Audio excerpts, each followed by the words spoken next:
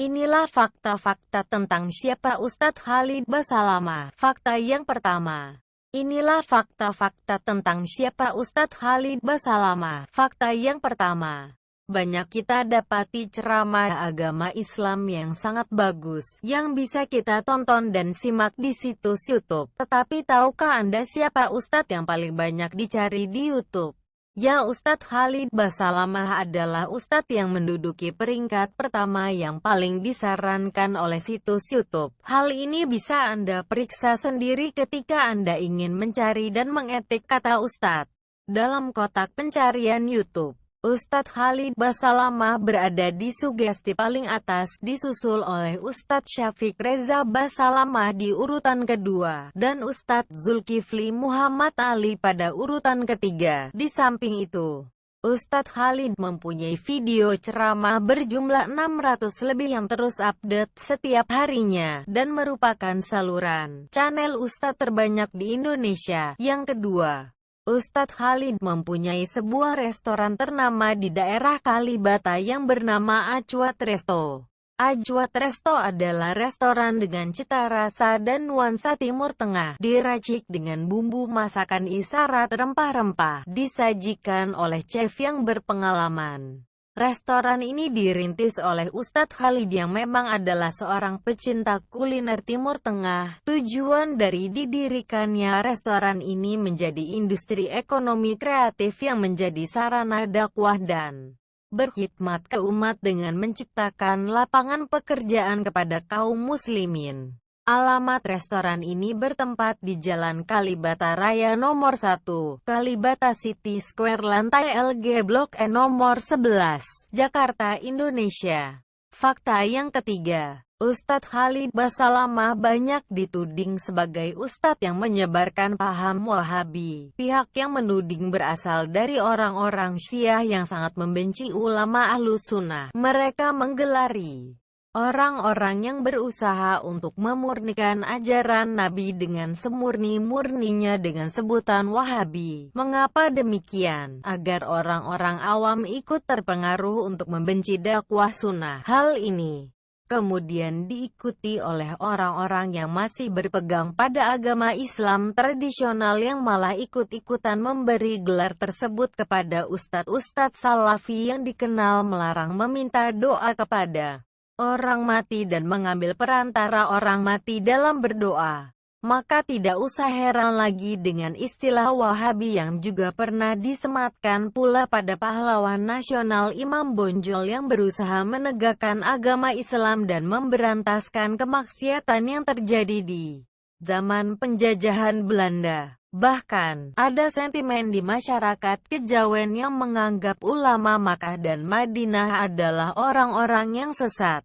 Zakir Naik yang merupakan murid kesayangan Ahmad Didat dan telah mengislamkan jutaan orang di seluruh dunia pun dituduh sesat gara-gara melarang maulid Nabi dan berakidah salafi. Imam Masjidil Haram, Syaikh Sudais yang rekaman bacaan Al-Qur'annya diputar di seluruh dunia, termasuk Indonesia, dituduh sesat karena berakidah salafi. Padahal Wahabi yang dimaksud dulu adalah Abdul Wahab bin Rustum, wafat 211 Hijrah, yang berakidahkan Khawarij, yaitu kelompok radikal yang sangat membenci ahlu sunnah, memberontak penguasa, mengkafirkan kaum muslimin, dan sangat jauh dari ajaran Islam yang hak. Para pengikutnya menyebutnya dengan sebutan Wahabi, sedangkan yang difitnah sebagai Wahabi adalah Syaikh Muhammad bin Abdul Wahab, lahir 1115 sampai 1206. Muhammad bin Abdul Wahab ini berakidah ahlu sunnah, memahami Al-Quran dan As-Sunnah sesuai pemahaman salafus soleh, yaitu para sahabat tabi'in dan tabiut tabi'in berdakwah kepada tauhid dan sunnah. Fakta keempat, jika kita lihat dan simak bersama kajian dan ceramah Ustadz Khalid Basalamah secara utuh, maka kita akan mengetahui bagaimana akidah yang dipegang oleh beliau dengan kuat. Ustadz Khalid berakidah Ahlus Sunnah wal Jamaah.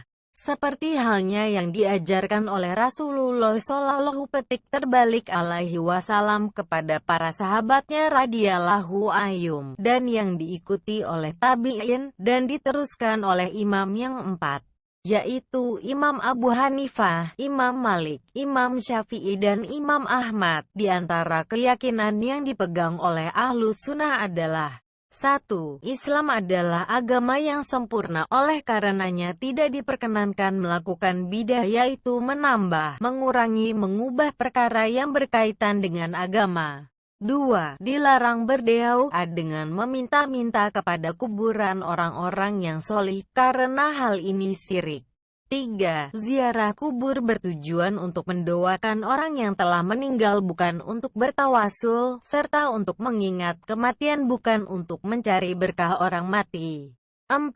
Allah ada di atas arsy, menetapkan seluruh sifat-sifat Allah tanpa menyamakannya dengan makhluknya, dan Allah tidak butuh kepada makhluk. 5. Tidak boleh salat di masjid yang ada kuburannya. Tidak boleh membangun kuburan orang solih, orang biasa. 6. Mendahulukan Al-Quran dan As-Sunnah daripada akal. Silakan lihat di kitab-kitab akidah Islam yang sudah masyhur, seperti Akidah Tahawiyah dan lain-lain, untuk mengetahui tentang akidah Salafi Ahlus Sunnah wal Jamaah, para sahabat, dan dari Rasulullah. Mengapa bisa gitu? Karena beliau belajar langsung di pusat ilmu agama Islam, di kota suci Madinah. Di Madinah banyak sekali ulama-ulama yang mempunyai ilmu yang mendalam tentang agama Islam. Fikih 4 mazhab dipelajari di universitas di Madinah, sehingga orang yang belajar di sana menjadi mengetahui berbagai perbedaan fikih yang terdapat dalam 4 mazhab. Ustadz Khalid menempuh pendidikan agama secara formal di Universitas Islam Madinah. Universitas tersebut mempunyai pengajar ulama-ulama yang sangat mumpuni di bidangnya masing-masing. Selain itu, universitas ini biasanya membagikan beasiswa kepada pelajar di seluruh dunia berupa beasiswa yang mendapatkan tiket pesawat gratis saat diterima menjadi mahasiswa di universitas, dan pada setiap akhir tahun akademik, pelayanan kesehatan di rumah sakit universitas, sarana transportasi untuk salat di Masjid Nabawi, umrah dan wisata lainnya sesuai dengan jadwal yang ditentukan.